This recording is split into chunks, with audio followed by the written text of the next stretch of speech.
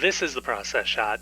I'm Michael. I'm stuck in a haunted movie theater, and I've seen V, a Soviet fantasy folk horror movie from 1967, directed by Georgiy Kropachyov and Konstantin Ershov.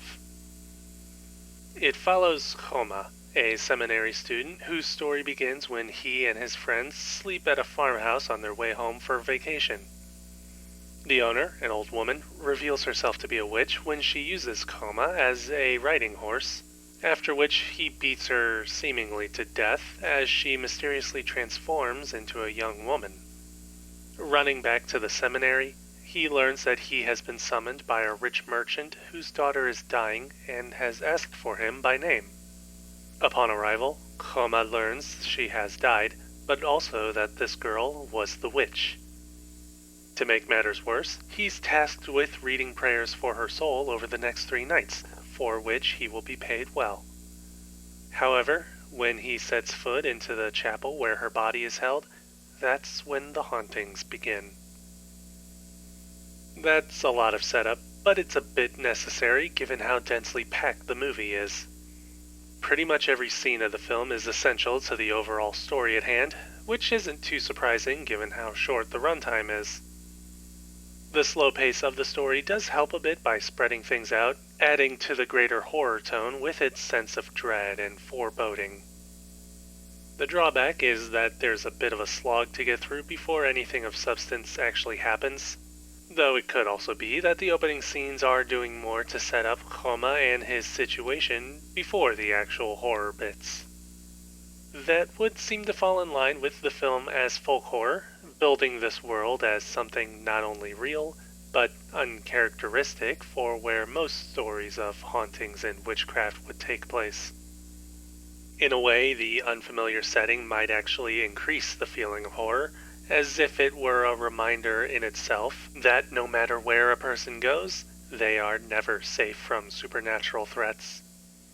Whatever the case, this story does work out well enough, even if the characters are a bit simplified, with more weight put upon what they do rather than who they are.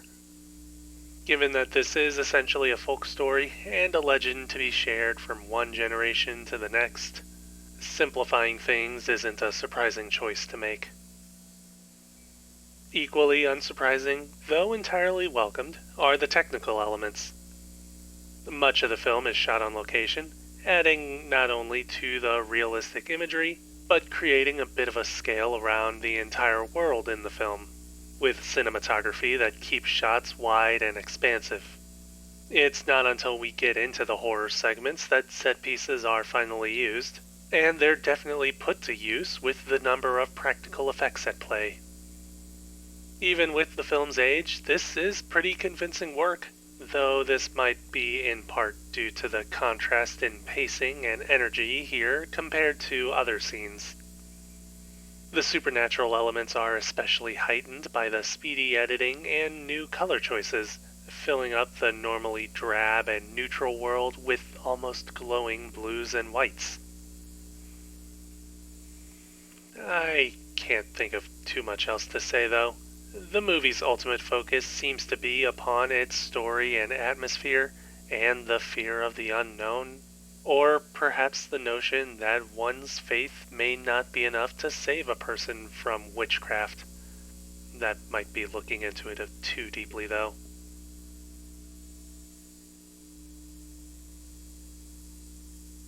V. Georgiy Kropachyov, Konstantin Ershov, 1967. 4 stars. I'd recommend giving it a watch.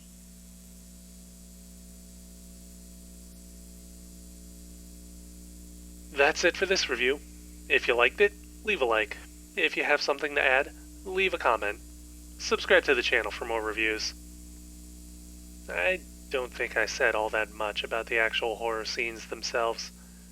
I'm gonna say that it's because I want you to be surprised when you see it yourself.